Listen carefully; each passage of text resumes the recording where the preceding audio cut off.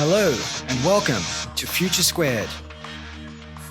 Stephen Hawking once said that intelligence is the ability to adapt to change, so let's adapt. My name is Steve Glaveski, and each week I'll bring you conversations with preeminent thought leaders from a variety of fields to help you think in a multidisciplinary way, keep goals in your professional and personal life, and better navigate what is fast becoming a brave, new world. Future Squared is brought to you by Collective Campus, an innovation accelerator that works with organizations to unlock their people's latent potential to create more impact for humanity and lead more fulfilling lives. If you need help driving your organization's innovation strategy, visit collectivecampus.io. And without further ado, come with me if you want to live. Welcome to the show, John. Thanks for having me, Steve. How are you, man? I'm doing really, really well, and you're joining me all the way from your home in sunny, well, still sunny, I would think. Sunny, yeah. Beautiful day. Beautiful day, yeah. Fantastic, man. Look, I'm really excited for today's conversation. On this show, this is something like episode 392, and we've spoken with all sorts of people. Goodness. And oftentimes it's about unpacking lessons that can essentially help someone get to whatever their definition of success is.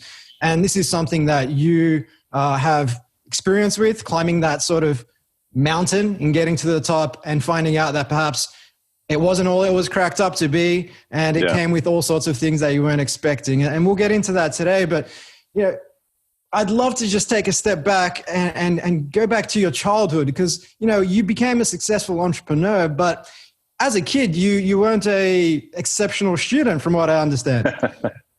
That is a gross understatement. I was a miserable student. And I don't think it stemmed from a pure inability to do schoolwork. I think it was more at a kind of an early age. I became resentful of education, of the system. I didn't want to be told I have to be in a classroom for 8 hours a day. I didn't want to have to spend my time learning about, the Italian Renaissance when I could go learn about something I cared about, like business. And so this was age like 13, 14 in middle school here, where I just started kind of rebelling, I guess. Mm-hmm. And so that led to, basically failing out of high school and having to wheel and deal a little bit in order to pass. And then, if it were left up to me, I would have just skipped uni and moved on with my life. But my father is an immigrant from Venezuela. And so for him, education is incredibly important. He's a very smart guy. He had multiple master's degrees, and that was a big thing for him. And so it would have been impossible for me not to pursue education. So I fumbled. I got kicked out of 2 universities, barely finished through a third. So yeah, needless to say, I didn't exactly have a strong academic track record early on. Yeah. And I love that parallel. I reflect on my parents, and they moved here from Yugoslavia, which was a communist country, and they instilled these sort of values of hard work and education. And it's, at the time you're like, man, I don't want to study, but you look back on it now and you think, well, I'm glad they put me on that road. But something else you touched on there was, it wasn't that you weren't capable or intellectually inclined. It's just that you weren't interested in the stuff you were learning. It's like that old adage, if you teach a goldfish to climb a tree, it'll spend its whole life thinking it's stupid. Right. Yeah. For me, it was a combination of not being interested, but it was also, I just learned in a very specific way. I learned by doing, I learned by experimenting, I learned by trial and error. I actually wonder if I have some undiagnosed learning disability, because and I'm not even being facetious, if I sit in a room and someone is telling me something, or even they tell it to me 100 times, it's very hard for me to understand it, even when I really applied myself and really tried. But if I do it myself, if I see it in practice, I'll give you a great example. I learned to trade options. And I read, I don't know how many books on options, just because I was fascinated by the concept of options. I think I must have read 5 books cover to cover on options. I didn't know a fucking thing about options when I finished the 5th book. I didn't know a thing. And then I just started trading them. And within about a month of trading them, I was able to speak the language, make money. I understood them completely. So that's just how my brain works. And so the traditional educational system just isn't that conducive for how I've always, been geared towards learning. Yeah. And I think that makes sense. And it reminds me of that Chinese proverb, tell me I'll forget, show me I may remember involve me and I'll understand. Like actually being immersed in the activity. It's such a much more valuable way to learn. For me, it was, I understand that you also taught yourself or potentially learned in school programming at the age of 11. That's when I started. Yeah. So my father brought home our first PC, and this was, early 90s, going on to mid 90s. And so for me, we grew up in a pretty, kind of low to mid-income household. There was 4 kids. So there wasn't a lot of extra money to go around. So we didn't travel much as a family. We didn't have anything that was like kind of above and beyond what we would need to be, a healthy family. And so when a computer came home, that was a pretty big deal. Was that a 486, John? I think that was a 386. 386, yeah. Even before that. So this is a bit ago. And so, it was, I think it was given to my father, maybe when they were like recycling computers at work. It was something like that. Yeah. And I just tore it apart. I was fascinated by this machine that could do these things. I wanted to know what was inside of it that made it do that. And so I began kind of going outside or inside out to understand the computer. And I was completely taken by it for whatever reason. I don't know what it was. I thought it was the coolest thing in the entire world. And so I basically dedicated all of my time to learning about it. And in the process, learned how to build computers, became kind of a hardware guy, started gaming, hacking, programming, all of the things. And that started in my, about 11, 12 years old. And then by the time I was 14, going on 15, I started my first technology business. Yeah, fantastic. So coming from a low to middle income household, would you say that was one of the triggers that got you to pursue entrepreneurship, be it as a 15-year-old founding your first tech company or later on founding Akta? What were the triggers that really got you to pursue that rather than taking the comfortable path of a career in the corporate world? It's going to sound like a bit of a non-answer because I don't know, I never stopped and said, right, do I want to be an entrepreneur? I didn't even know there was a word called entrepreneur. Yeah. I wasn't exposed to entrepreneurship. There's no entrepreneurs in my family. Obviously you knew of like famous American entrepreneurs at that time. You would have heard about, Bill Gates or even like Henry Ford, and you to research these people, but I never understood that was a career path. For me, it was purely natural. I would see a problem and I was like, right, I want to go solve that problem. And I don't exactly know why I'm built like that. I'm not sure where this kind of endless need to fix things and build things and innovate comes from. And obviously once you start doing it, then you realize that you can be in control of your own life. You can make some money that no one's giving you. You're making it, you're creating it out of nothing. And that became pretty enticing. And so I think I became an entrepreneur just by proxy of that's how I'm built. That's how my brain works. And it was a tough run though. It wasn't like my first company, crushed it. We did okay. It then ended in disaster because I lost the business to a friend. That was kind of a big lesson in trust and kind of in business right there. Yeah. And then, as it went, like the next 10 years was a slog, like just lots of failures, lots of tough lessons, personally, professionally. It was a long journey to even get to the point of being 26 to start Akta. Yeah. Yeah. And oftentimes those journeys, you might think, man, this is so difficult, but were there character lessons that you took out of that sort of 10-year slog that you then applied into entrepreneurship? Yeah, absolutely. I mean, everything I learned in those, call it like 14 years leading up to starting Akta, is why Akta succeeded. Ultimately, when I first started, again, I didn't recognize it as entrepreneurship. I recognized it as, I know how to do something. A person might need it. Maybe they can pay me money to do it. Right. So it was just a very simple kind of train of thought. And then I was involved in all different kinds of businesses. I was involved in a video game marketing startup. I was involved in a technology advertising company.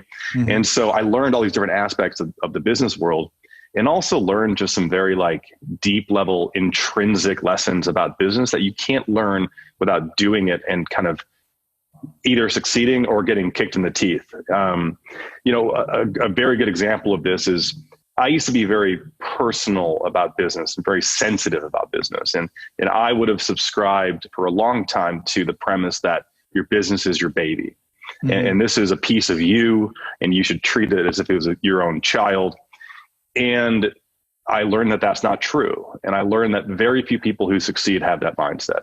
And it's hard to admit because it makes you sound a little bit cold, but the reality is your business isn't your baby. It's a machine. It's like a piece of steel, and you got to beat that thing senseless over time and mold it into what you want. And sometimes you got to cut pieces of it off. Sometimes you got to throw it away. Like, it is not personal.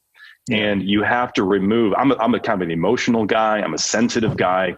You got to remove all of that to be a highly successful entrepreneur. And so those were examples of lessons that I learned early, and I was able to apply, when I had Akta.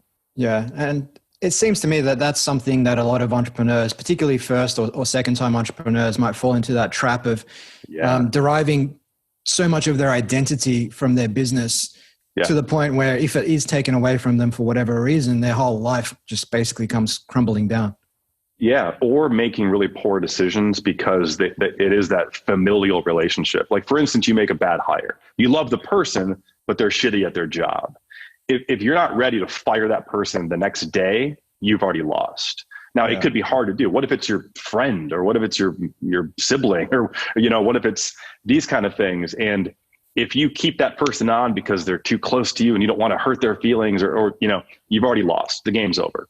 And so it sounds cold, but you don't become successful acquiescing to, your kind of natural emotions. You have to change your mindset. And that's why, that's why a lot of us kind of go crazy doing this, because it doesn't always feel good. It's not always a nice journey, but that's part of the game. And is part of, say, treating your business like a baby also over investing in terms of the amount of hours you put into the business? Could be 12, 14-hour days, and you neglect every other aspect of your life by virtue of that.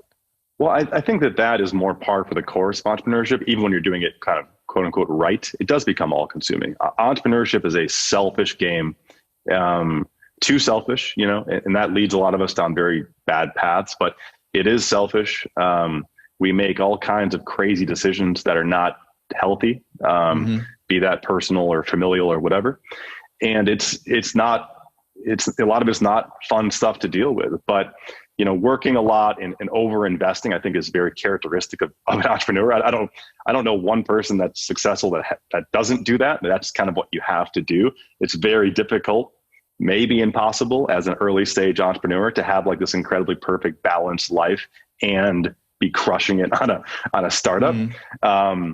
But that doesn't mean that there are better ways to do it than like how I did it, for instance, or how I see other people doing it, where we go so all in that we give, we make bets we shouldn't make. We give pieces of ourselves we shouldn't give. We go too far.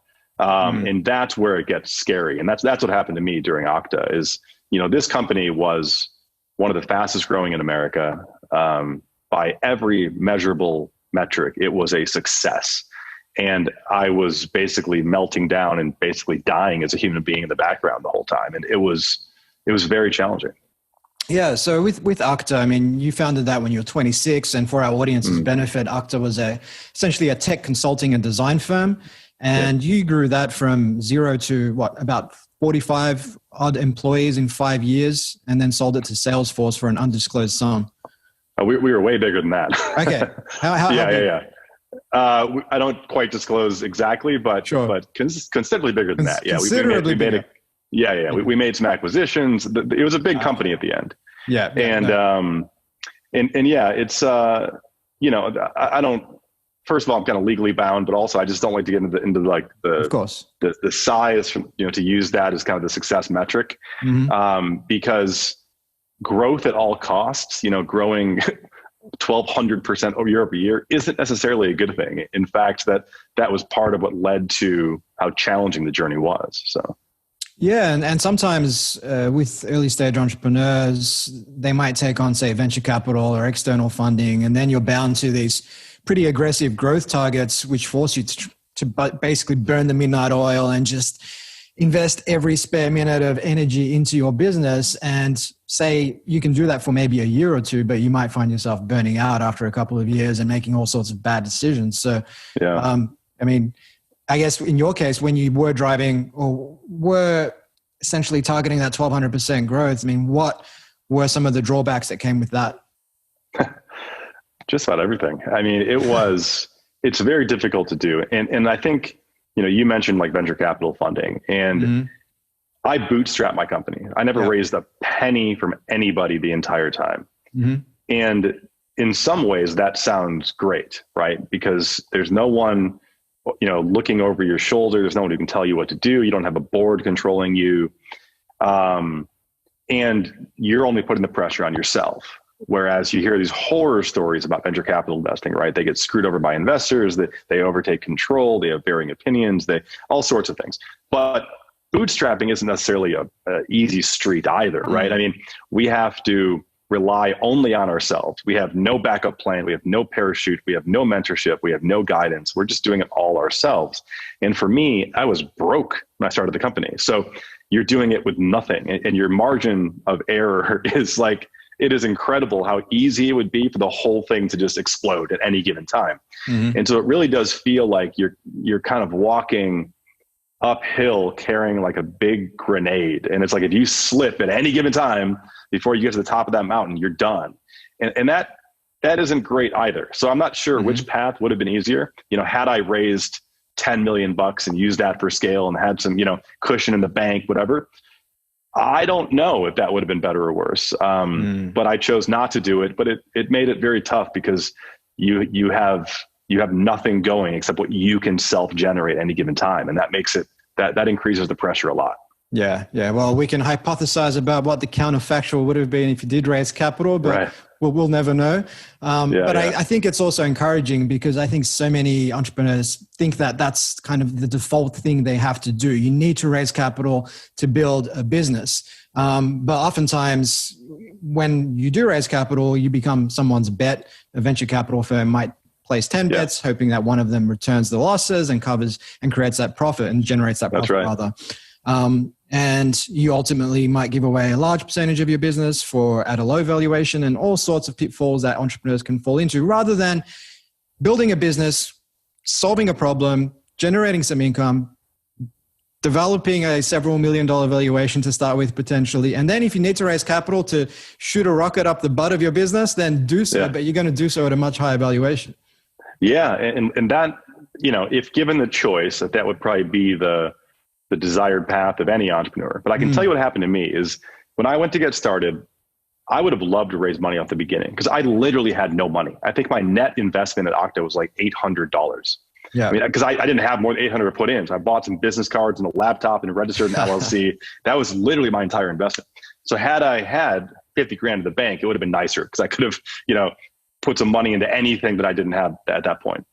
But, and no one would give me a damn dollar at that point, not a penny. So I had no choice but to do it alone. And then what happened is you start to get bigger. You start throwing off millions of dollars. You're being written up in newspapers and magazines. You're doing TED Talks. And now anyone in the world will give you money. And at that point, my attitude is like, go fuck yourself. Like you wouldn't give it to me then. I'm sorry. Can I swear on your show, by the way? I probably should have asked. Okay, good. Okay, good. But I'm like, you wouldn't give it to me when I needed it. And now that I have beat the odds, you want to buy you want to take what I've built. And I was just like, absolutely not. And that's why I began refusing to even have the conversations later on. That's probably a bit of an ego thing right there. Again, had I taken money towards the end, it would have softened a lot of the load, I think. But at that point I was like, no, I want to own this entire damn thing. You're not going to take it away now that I've de-risked the whole thing. Yeah. So just to go back to say the early days of that arc with Akta, I mean, you had $800 in your bank account. That's what you put into the business. How did you go from, say, investing $800 to generating your first, I don't know, $100,000? Like what did that process look like? Yeah. Well, technically to my name, I had about negative $180,000. Okay. Yeah. At the time I started it, and that's a combination of student loans, which I know is a very American concept, student loans and travel and failed startups and just just, not very good financial planning at that point. And so, it was even less than 800. That's just what I had like on one last credit card to put in kind of thing. And I basically just was a relentless networker. I went to everyone. I was living in Chicago, and I went to everyone who would listen and just said, "Hey, I'm building the best design company in Chicago." I kept saying that to everybody. And I understood a little bit. Everyone else understood nothing. So I was like, I had this tiny advantage to speak the language a little bit, to understand the value. And it was pretty remarkable. The first true client was a company called Vosges. They were a chocolate company of all things. They make this high-end chocolate in Chicago. And they needed some like kind of e-commerce design consulting work. It was nothing. I think my entire retainer was $3,000 a month or something, but that was huge. And that cash flowed me to keep going. And then the next deal I got was actually a British company called Topgolf. And so the first true contract that was Akta signed was $300,000. And, I look back on that and I write about this entire experience in the book, but it was pretty insane that a business would have paid me $300,000 when I had no portfolio, no team, no experience, nothing. And they knew that. Like, I was pretty transparent with like, this is a new company, but I was just very confident and very desperate. And I think that they knew I would not let this fail. And so they stroked us a check for $300,000 and we built their stuff. So yeah, I think it's an interesting point you make, because sometimes just not having a massive portfolio of clients gives you an advantage insofar as your client thinking, well, this guy hasn't got anyone else, so he's going to go all in on us. He's going to take care of us, versus just being a number at some other company. Yeah. It's, I mean, in some ways you can see why that might've been an attractive thing for them, right? To say, hey, okay, this guy's desperate. He's hungry. He's going to crush it. On the other hand, it's like, could you imagine if a lawyer started the law firm? Would you want to be the first client? You know what I mean? You're like, no, I want you to go get a couple hundred clients first, then we'll talk. So it's a tough thing. And that's the case for any service business. Where do you start? And usually where you see them starting is that it's the equivalent of like somebody who works in PR, who works at an agency. They work at a global agency for 20 years. All of this work builds up. They get all these relationships and networking. Then they leave and kind of take a big chunk of that with them. And that becomes how they start. So for me, being a non-designer who had never worked at a consultancy, starting a consultancy was a bit atypical, to say the least. But I just wasn't going to let it fail. I couldn't allow it to not succeed. So yeah, no, it's funny what you say there about the law firm. It's kind of like what Elon Musk says about going to Mars. I'll wait for other people to go first, and once it's validated, then I'll book myself a ticket. Yeah. So that was definitely the tough part of starting the service company. Yeah. Well, I can imagine. So the long story short is that in a period of 5 years, you built the company up to whatever size it was, and you've effectively sold it to Salesforce, one of the biggest tech companies in America. Yeah. Mark Benioff, Salesforce. And you were only about 31 years old when you sold the company.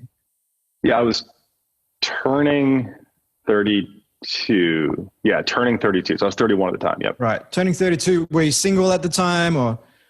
Yeah. Thankfully. Yep, so single at the time, you'd spent 5 years building this company, and you found yourself with no doubt a decent amount of spare capital. You no longer had that $180,000 debt.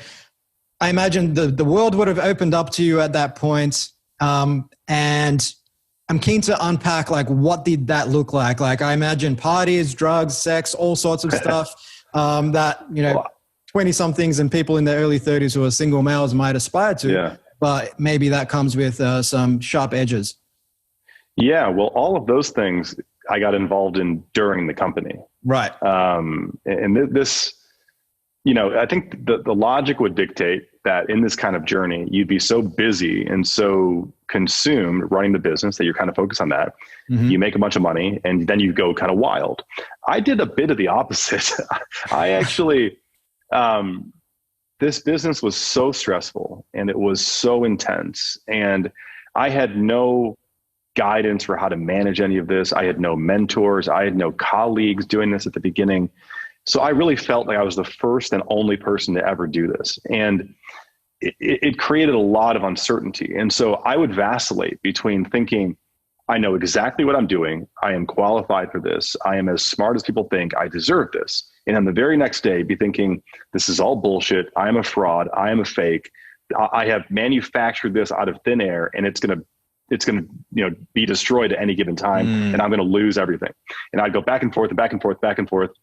And that is a toxic mindset to be in, especially, when you're also trying to prop up, this company that's now making millions and millions of dollars and everything else. And so, obviously you then have to deal with that stress, and you can deal with it very well, or you can deal with it how I did. And how I did was all the things you shouldn't do. It was drugs and partying and sex and drinking and just every way I could think of to numb myself and to not think about what I was doing during the day. Because if I stopped long enough to think about it, I would basically have a panic attack, because it was such a massive weight sitting on me all the time. And I would have nightmares, literal nightmares, that phone rings and that one client who's, half of your revenue, because that's what happens sometimes in service, says, "Hey, John, listen, the board's made a decision and we're going to go with somebody else for this. So sorry." And it's like, boom, done. You're done. And everything you built, everything you put together, it's gone. And not just disappears, you'd have to give everything back. Like I would have gone from a millionaire to bankrupt in 20 minutes. And that is a twisted feeling. And so in order to not deal with that feeling, I went to all the stuff you shouldn't do. And as entrepreneurs, we actually have propensity for this. We are more likely to have mental health issues. We're more likely to have substance abuse issues. We're more likely to burn out. We're more likely to get divorced. And so this is a common story. And that's kind of why I literally wanted to tell it in the book.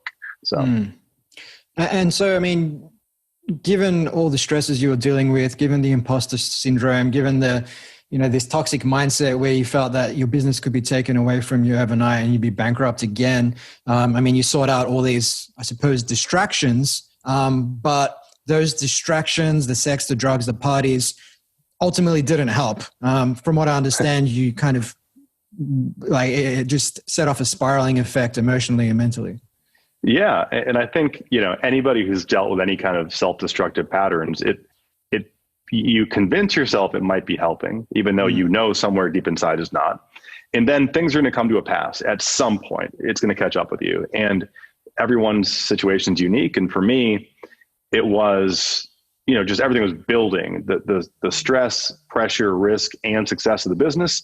And then the partying, the toxic mindset, the self-destruction, they were all building together. And they kind of collided at one point. And it led to the worst week of my life, which I was partying in the middle of a party and blacked out, lost consciousness, and awoke 3 days later in a hospital. And during those 3 days, I didn't remember this, but I was apparently at certain times would wake up and had no clue who I was, where I was. I didn't know my name, didn't know the city I was in, didn't know my phone number, didn't know how to get a hold of my friends or my mom, didn't know how to unlock my phone because I didn't know my passcode. I didn't know who I was. And it turns out I had suffered dissociative amnesia that was a byproduct of a psychotic break. And there were signs that this was coming. Like I can recall in retrospect that like in the weeks leading up to that, there were times that I struggled to tell what was real and what wasn't. I remember a time, this is weird to admit, I remember a time where I was watching television and then realized it was off. Like I thought it was on. I thought I was like watching something, and only to then realize it was never on. Like you could tell things were starting to go. Do you remember what you were watching? I don't know. I don't. I'm sure it was really fascinating though. And so like, I kind of realized that there were signs that I was ignoring, of course. And then, had this episode and it was awful. It was, oh God, it was the worst week ever. And no one came to see me because no one knew I was there because I couldn't tell anyone I was there. I didn't know I was there. And so you kind of are alone. And the one person that ended up kind of finding me there, because I had tried to call him before I blacked out, was my number 2 at the company, a guy called Kevin. And so he came, even though he couldn't see me because I didn't know who he was, and back and forth. And so it was scary, and it was a wake up call that, what I was doing wasn't working. And if I didn't change something significantly, I wasn't going to survive. That much was clear. My mind and body were throwing up a red flag and saying, you've gone too far. You need to stop. And so that's what led to starting the process of selling the company. Within about, it wasn't long, maybe a couple long in that 2 months or something of that happening. I had instructed my executive team to find a suitable investment firm, financial investment firm, to broker our process. And we did all the diligence inside the company, put ourselves on the open market. We ran a managed auction. And so we pitched Akta to 90 potential acquirers. I took something like 120 flights in 150 days. It was a crazy period of time. You even start forgetting what city you're in. It doesn't matter. You're just doing the same thing every day, just pitching and pitching and pitching and pitching. And almost exactly 9 months later, we achieved a great deal with Salesforce. And, Salesforce is one of the best companies in America and one of the best acquirers. And my entire team, found very, fortuitous jobs inside Salesforce, and they took great care of us. And I worked for them for the next 7 or 8 months as an executive. Came to Australia, did my last project for Salesforce down there, and then took my leave. It was a weird time because you've made your money, and you realize that you could retire if you wanted to, which is a weird feeling at 31 years old. And then you start to ask yourself, well, what do you do now, and what matters, and what is my life? And there's a lot of resetting, a lot of work to be done. A lot of my problems actually got worse after selling the company. A lot of my mental illness, my depression, it got worse because I was so attuned to deal with this incredible level of stress and pressure that when it went away, my brain had like extra bandwidth and just didn't really have much to work on. And so it kind of turned internal, and it was pretty awful. So business was like a coping mechanism for you. Yeah. I was saying this to somebody else earlier on an interview that there's a great new documentary on HBO called The Weight of Gold. And they're talking to Olympians, and they're going into the mental health of Olympians, because you're talking about somebody who's been trained on one thing since they were like 4 years old, and they know nothing else their entire life. And then usually after they win gold or when they retire, all of that energy has nowhere to go. And it usually turns negatively inward. And the suicide rates, the substance abuse rates amongst Olympians is ridiculously high. It's a tragic, portrayal of people you'd think of as superheroes. And I experienced a bit of that. I really struggled after.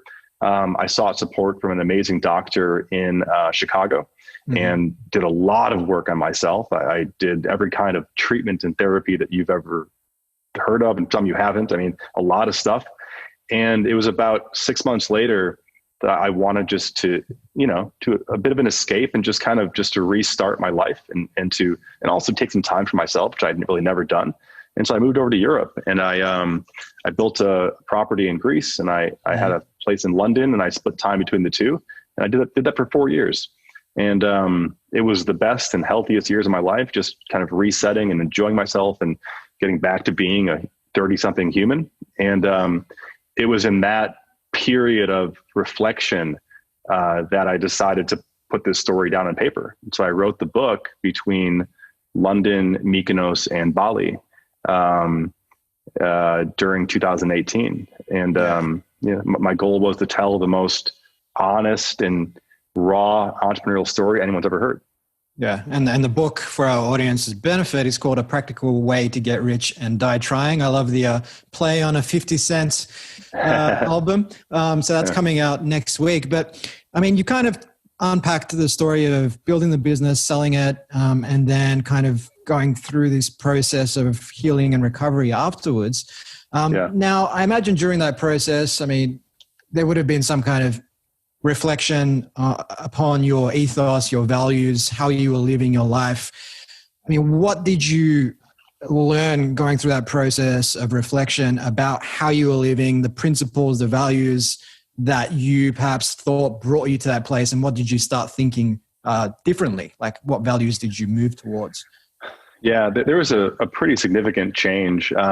What's interesting is that during those years of Akta, when I was this, high-powered young CEO or whatever you want to call it, I got away from who I am as a human being. I had to kind of be somebody else in order to do this, because a lot of the characteristics, even the ones that we talked about earlier, for having to not think of your business as a baby, whatever, that does not come naturally to me. I'm a pretty sensitive guy. I'm a pretty quiet guy. I'm a pretty private guy. I don't like to make a big splash. I prefer being incredibly kind to people. I don't like being ferocious. And so I had to be a pretty different person. And I also like to be quite present. I like to take care of friends and family and to be very good at being a son, brother, friend, etc. And I got away from all those things running the company. And so a lot of it was just kind of getting back to who I actually am.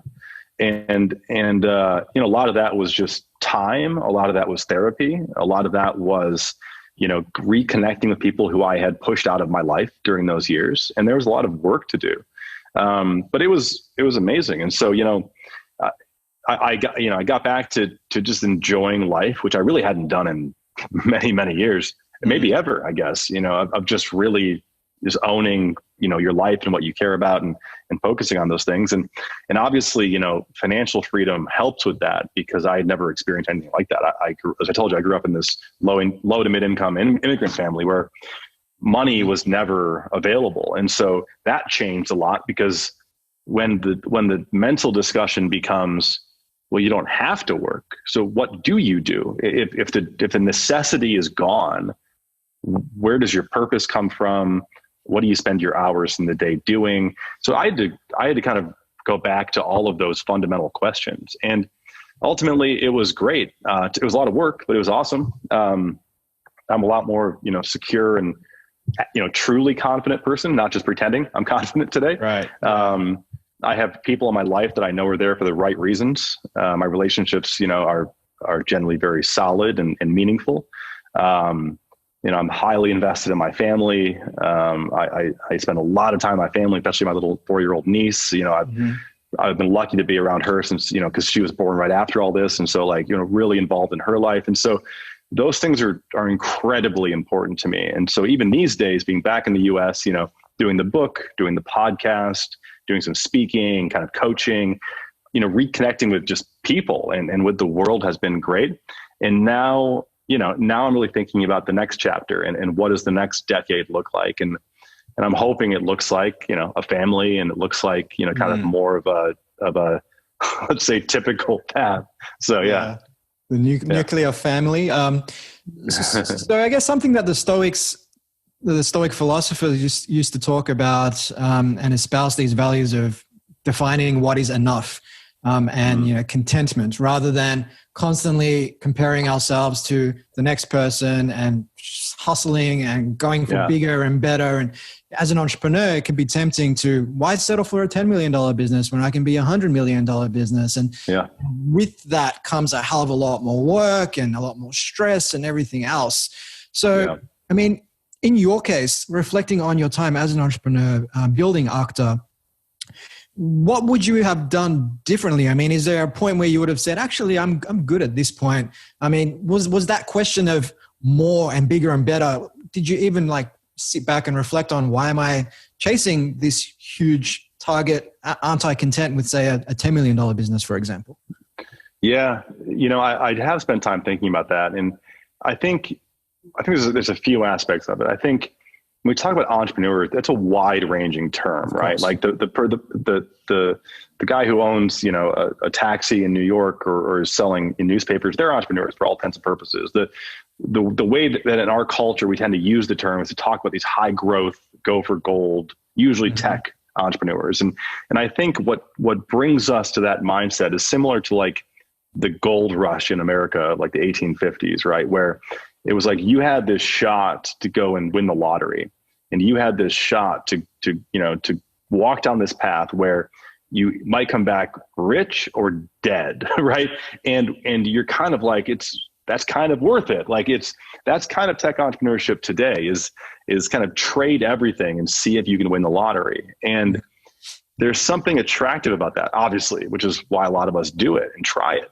I think for me, it was, I think the fundamentals became changing my life position, because if I had gone and worked at some tech company, I probably would have been mildly successful at my job. I could have done sales or something, and I would have probably worked until I retired, until I'm 70 years old, and I would have done fine and made good money. But like, you do dream about like changing everything and like changing, getting into generational wealth and changing your entire future and your kids' future and their kids' future. And like, that became enticing.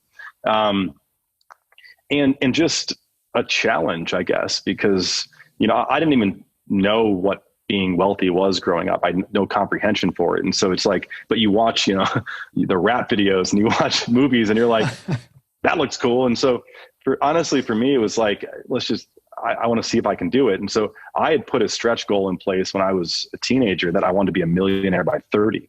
Mm-hmm. And even when I made that goal, it was like, that's ridiculous, and I didn't know anybody who was on that path or who had that goal. And I achieved that goal. And then when it starts to happen and you start to make a bit of money and you start to wonder what is enough, it's very enticing to go to the next level, right? Mm-hmm. It's like, why have a nice car when you can have 5 really nice cars? And why, why live in a normal apartment when you can live in the penthouse? And so this excessive, need does start to click in, and it's very toxic. At one point I just started buying shit just to buy it. There was no purpose. I had $500,000 in watches, and I had every sports car you can think of. And I lived in a place that I was barely at and was so egregious. It was, just completely obnoxious. And I couldn't tell you now or then why I was doing it. I just could. And so this kind of draw towards excess, I think a lot of us entrepreneurs have. And it's not good, because once you acquire more things, you just have more to worry about, and you're just adding stress to an already stressful situation. And it's not just with material things. Like, I was never a drug addict, like when I finished Akta, I haven't done drugs since. So it wasn't that I was addicted to the drug. I was addicted to the excess surrounding the drugs. Mm-hmm. Like, it became part of the story, part of the game. Same with women, partying, drugs. It was all just to do more and to have more and to see more and to have that crazy lifestyle. It was never the thing itself. And the draw to that is something that's probably intrinsically built very deep inside me. I'm not really sure why. And it's not necessarily a good thing. And that was a tough run. And so in these last years, it's the opposite. I've kind of like distilled down my life. I care about where I live, and I care about taking care of my family, but like all the excess is gone. And that's been a nice thing. Yeah. So it sounds like you've just minimalized and just simplified your life, and that's just given you a lot more sort of clarity rather than just... relatively speaking, I think other people might look at my life and still think I'm a crazy person, but like to me, this is normal, and this is very toned down. So yeah. And I think that relative piece is important. There might be people out there on $100,000 salary, and they could probably relate to the idea of having had an $80,000 salary and now on $100,000, they're spending more, and they've got a slightly nicer apartment and a slightly nicer car. Then if they get to $150,000, then they'll upgrade again. And it kind of never stops until you stop and actually reflect on, hey, what's really enough for me as a person? It's a trap that a lot of successful entrepreneurs fall into, because, it's crazy to me that you see these guys and girls that go through just the hardest thing you can do in life, which is to create a company and become incredibly successful or wealthy. Yeah. And then within weeks, they're starting a new company, and you're just like, take a fucking break, like stop for a second. But it's a draw. It's that draw to like, well, what if I could do it 10 times as big? What if I could do it 10 times faster? What if, and it's a bad mindset. And that's what's led to a lot of really tragic stories. Like the one that I talk about a lot is, remember Vine, who sold to Twitter? So Colin Kroll, who's the CEO of Vine, sells a Twitter for 180 million in cash or something. That is already insane, multi-generational. You never need to ever consider working again kind of money. And he immediately starts Trivia HQ. Very quickly starts Trivia HQ, raises a bunch of money for that. And automatically he's now doing it again, but even bigger. Like Trivia HQ has this huge valuation. He's cover of, I think it was Forbes or something. I mean, just like crushing it. And then after a holiday party, he, by all accounts, purposely overdosed and took his own life. And it was in that retrospective analysis of his life that his, people close to him kind of said, yeah, this actually isn't that surprising. Like he had demons, he had struggles, yada, yada, but it was never acknowledged in real time. Like he's kept going and going and going and going, but clearly he was doing that trying to escape something. And it's just tragic. And there's a lot of these stories out there. There's a lot of them, and we only hear them in retrospect. We only get to hear about the real journeys when there's a nightmare, like with these deaths, be it Aaron Schwartz, be it Kate Spade, be it these different people, or when there's a public implosion of a company like a Theranos or a Fire Festival or whatever. Like that's the only time we hear the real story. All other times we're only shown this bullshit veneer of what we want people to think the journey is. And to me, that's a problem. So, I can only tell my story in retrospect because it happened, between 5 and 10 years ago. So I can write the book and I can now tell people about it. So my story is a retrospect as well. But I'm hoping that if I tell mine, we kind of keep promoting this honesty and vulnerability, then we can kind of bring that closer together, where we can get people to start acknowledging their humanities, acknowledging their struggles, seeking support, and to have that more happening in real time. So we're not just dealing with all this shit in retrospect. Yeah. Yeah. It seems like a lot of the narrative around, say, mental health in society hasn't quite permeated into the entrepreneurial landscape. Like, not at all. We have the whole "Are you okay?" day kind of thing where we're supposed to check in with each other and you're supposed to feel more comfortable saying, hey, I'm not okay. Whereas 10, 20 years ago, that sort of stuff was stigmatized. But in entrepreneurship, if someone says, hey, how's business? You kind of have to signal that things are good, even though they might not be. Signal to your customers, to your partners, to your investors, to your family, your spouse. You just want people to believe in that journey you're on rather than signal some kind of vulnerability. And perhaps that's something we need to get better at doing. 100%. And that's one of the double-edged swords, is because we are basically told you have to be perfect as an entrepreneur. You can't show weakness. You can't show vulnerability. Like people aren't going to believe in you. They're not going to invest in you. They're not going to want to work for you if you aren't superhuman. And so that's what drives us to put on this facade, is that we believe we have to, because that's basically the culture that we exist in today. But of course, we're not superhuman. If anything, we're more flawed and, have more, disposition for issues than others. And so we then just end up masking it and hiding it and lying to everybody, ourselves, and everybody who will listen. And then you can see why that cycle just builds and builds and builds and builds until there's nightmares. And so what's interesting is that in my journey, in experiencing it and now writing about it and talking about it, I've got to really have a better lens on some of the bigger landscape. And it's been amazing to meet some people who are trying to solve this problem. There's a brilliant doctor I've recently, become close with, and we're talking more and more, called Dr. Michael Freeman. And Steve, you've probably heard of his work. So he wrote the paper 5 years ago called "Are Entrepreneurs Touched with Fire?" And he really dug in from a research perspective on our propensity for mental illness and self-destruction and stuff. And he started to put numbers to it. So all of these stats we have about how bad entrepreneurs have it come from him. And he's now created a foundation. I'm going to hope somebody here, Nicole, if you could send us the information so I could say it properly. But he started this foundation, a company. Sorry, not a foundation. He started a company to help to give structure and support and guidance to people who are dealing with these issues. And he's now, it's called ÄKTA, ECONA, and he's trying to solve the problem. And he's literally dedicating his resources, his profession, to solving this problem, to creating support structures so entrepreneurs can get out of this vicious cycle that we exist in. Yeah. And I think that's really useful that people are coming together. I think another example is Basecamp and Jason Fried and David Hansen. They published a really good book called It Doesn't Have to Be Crazy at Work. And their whole ethos is 40-hour work weeks, balance. And they've allegedly done that from day one and built a company that some estimate at being generating about $50 million a year. So I think the more people that can come together and share those insights, the better it will be. We're almost. I was just going to say on Jason Fried, because we're both Chicago guys, and he built Basecamp in Chicago, and so we watched a lot of that. But I think that's also why they haven't raised money.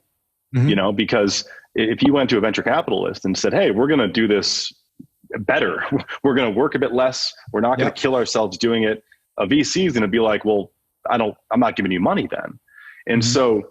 That is a dynamic that has to change. We have to make it okay to have other dynamics than, grow until you kill yourself, And so Jason's right. And I know Jason, respect Jason.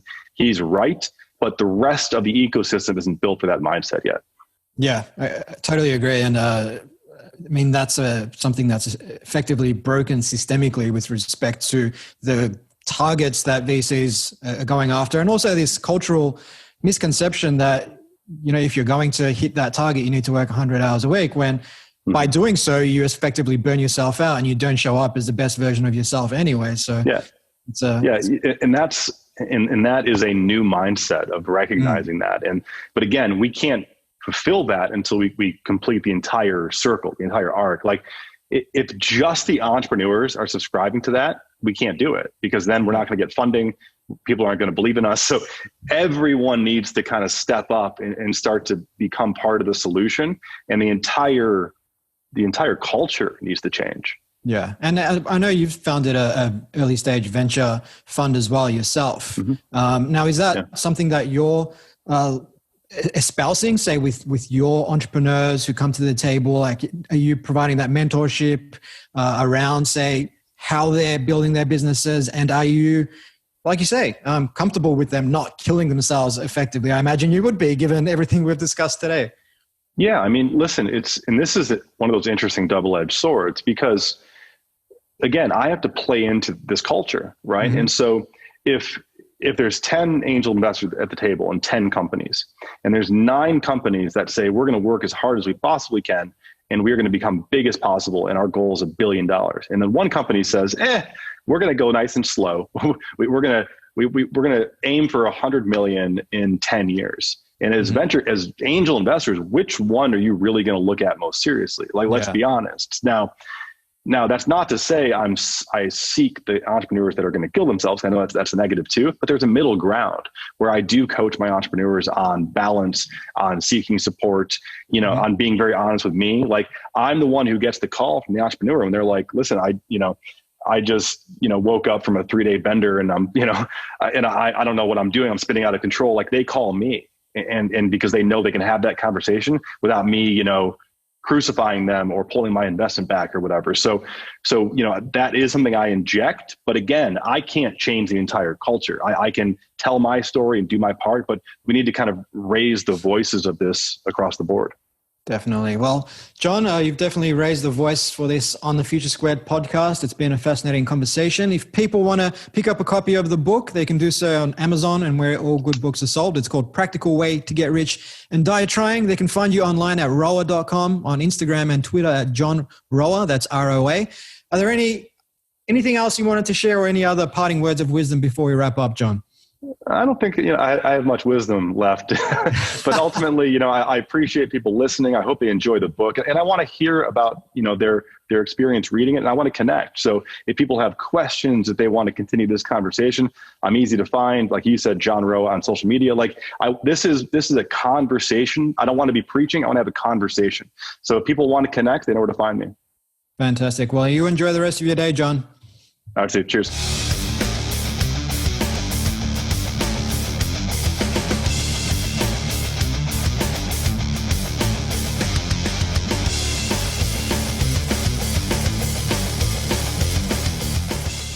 This has been a No Filter Media production. Say what you want.